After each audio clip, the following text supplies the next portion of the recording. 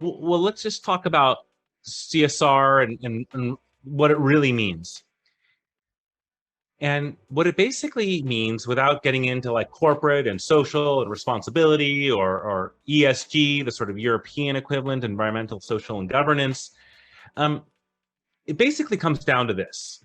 When we see someone succeeding, when we see a business thriving, something inside us asks, oh, well, I sure hope that they're not just becoming wealthy. Like I sure hope that they're also maybe doing something good. And for most of our lives, we never really thought more about it than that. Like, oh, okay, that's really cool. That CEO is doing so well. I sure hope that they're also giving back. Sure hope that they're donating.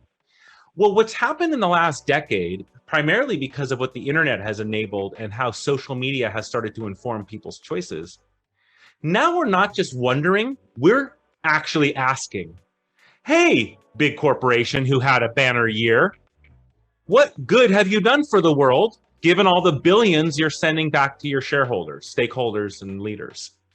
Well, that used to kind of be just annoying. Now it is the requirement.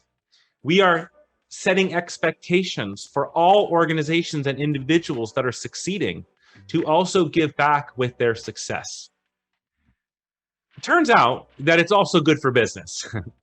When you give back based on what you do well, you get a whole new kind of credit for it.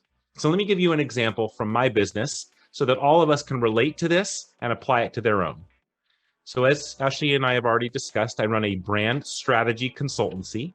I have 30 employees. We work on only doing long-term definition work for organizations and individuals. And that work is value creating. It affects the profitability, the revenue, the employee retention of these organizations.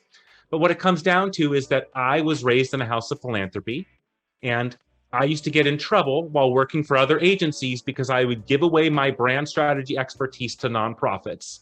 I would get threatened with termination. Sasha, if you work on another nonprofit project while you're here, you're going to get terminated.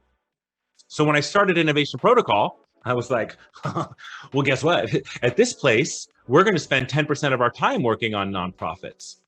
So what do we give away? We don't give away money. And we don't give away labor, like we're not like packaging groceries because people need food.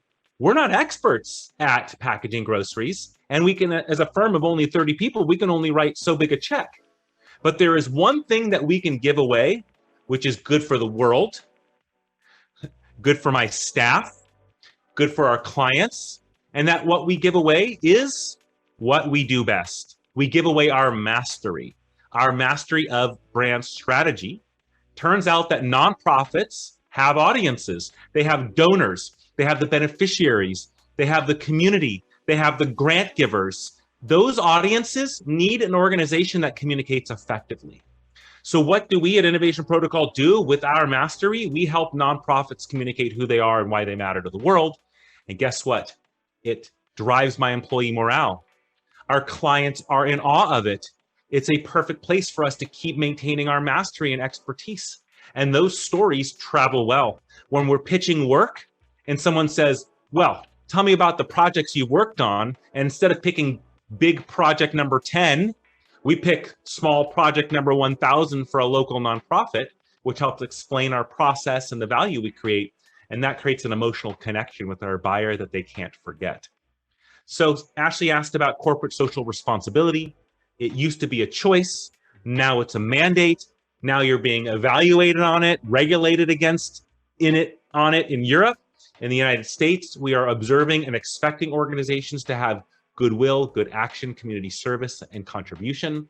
I'm implying that it turns out that it's also good for organizational health, good for your clients and how they feel about you. And that's why I implore all of you to assess what you charge the most for and find an organization who could benefit from it and help them with your mastery.